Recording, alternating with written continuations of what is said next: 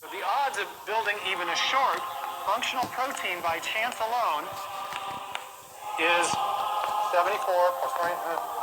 You can remember how you do this in math. You can add the exponents if you're multiplying exponential numbers. Thank you very much. Okay? Wow. Now, can anyone get their mind around a number that big? There's only 10 to the 80th elementary particles in the entire universe. There's only 10 to the 16th seconds since the Big Bang. There's only 10 to the 139th total events since the beginning of the universe. Now you're starting to get the understanding of why people are very skeptical that the chance hypothesis is going to do the job. Now, you may have heard just the opposite. Has anyone ever gotten in a discussion with you about the origin of life and said, hey, it happened by chance? Do you hear that? I mean, this happens to me. I'll be lecturing in hospital, university environments, and I'll get done and somebody say, well, but, and they want to argue with me about the probabilities. And I just shut the discussion down because I say, no serious scientist thinks this is the way it happened. No serious scientist thinks this is the way it happened. No serious scientist thinks this is the way it happened.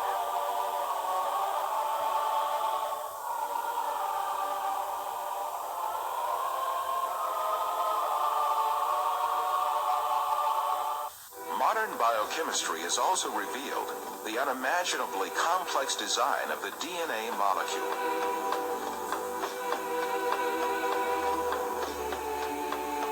The structure of the DNA molecule was discovered by two scientists, James Watson and Francis Crick, in 1955. Their discovery demonstrated that life was much more complex than anyone had previously envisioned. Himself a confirmed evolutionist, Francis Crick, who received a Nobel Prize for this discovery, came to confess that a structure like DNA could never have emerged by chance.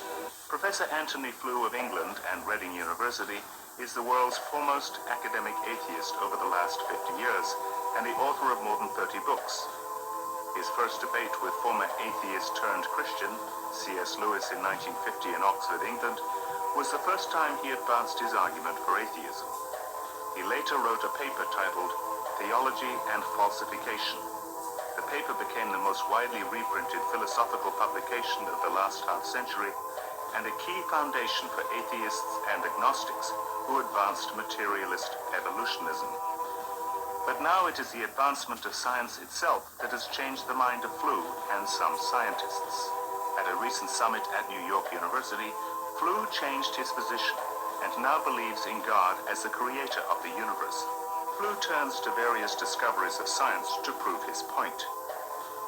But it is the manifestation of life written in DNA and the transcription of DNA to RNA and RNA into protein and the subsequent process of protein folding that makes the best case for Flew. What I think that the DNA material has done has shown quite almost unbelievable complexity of the arrangements which lead to produce this being. That intelligence must have been involved in getting these extraordinarily diverse elements to work together. Well, when you look at RNA, you as a chemist, you're in sort of astonishment, really, at just what a wonderful molecule it is. It's complex, it's a really beautiful structure, and you inevitably wonder, how on earth did that structure arise? How on earth did chemistry produce it?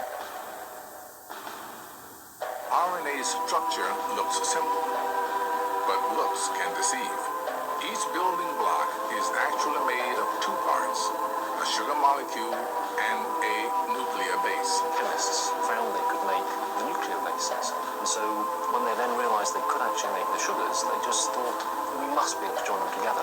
And so they tried for many years, but the problem was, chemically, you just can't join them together.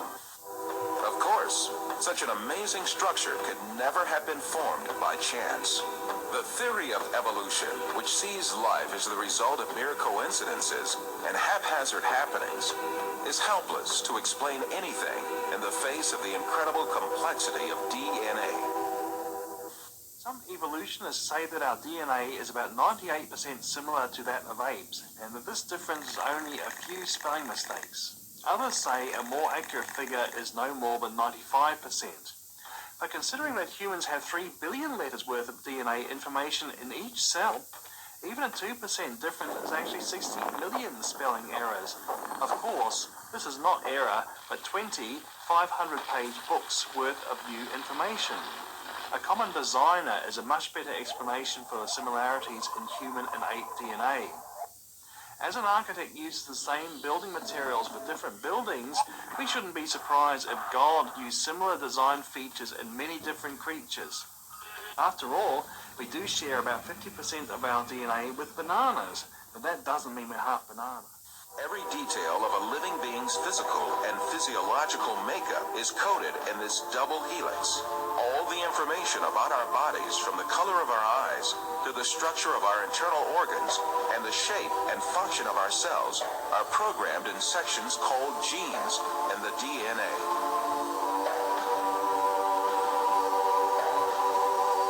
The DNA code is made up of the sequence of 4 different bases. If we think of each one of these bases as a letter, DNA can be likened to a databank made up of an alphabet of 4 letters. All the information about a living thing is stored in this databank. If you found an ancient clay tablet with strange characters washed up on the shore, you couldn't read it, unless someone had cracked the code.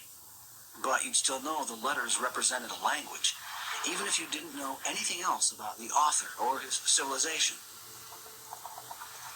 Language is recognizable, even if you can't read it. Take Morse code. It has 3 basic parts: dots, dashes, and spaces. These 3 simple parts are combined to represent letters. There are 26 letters in the English language, which are combined to form over 400,000 words. Those words can, of course, be combined into an infinite number of sequences or sentences. There is evidence that DNA represents a language. 4 basic units, called nucleotides, combine into a code for 20 amino acids.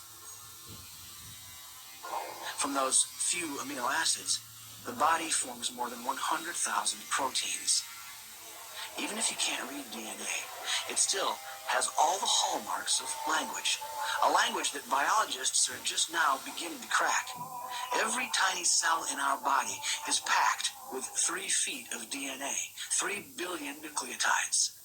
The similarity between DNA and human language is uncanny. In addition to codes, both use similar techniques to pack, access, rearrange, copy, and translate information. DNA seems to represent a language, the language of life. An unseen author, the creator of heaven and earth, has left a testimony of his existence in the DNA of every living thing. The information that is stored in the DNA molecule is pointing back to a designing intelligence. Now, why do I say that? It has to do with what we know about the cause and effect structure of the world. Our local hero in Seattle, Bill Gates, says the DNA is like a software program, only much more complex than any we've ever created. And that's a very suggestive remark, because we know that programs always come from programmers. And in fact, we know generally that information, whether it's in a computer program or a hieroglyphic inscription or in a headline in a newspaper or a block of text in a book, information always comes from an intelligent source. So when we find information in the DNA molecule, the most logical thing to conclude is that it too had an intelligent source. Due to this primitive level of science at the time, the imaginary scenarios of the theory of evolution were not looked upon as odd at all.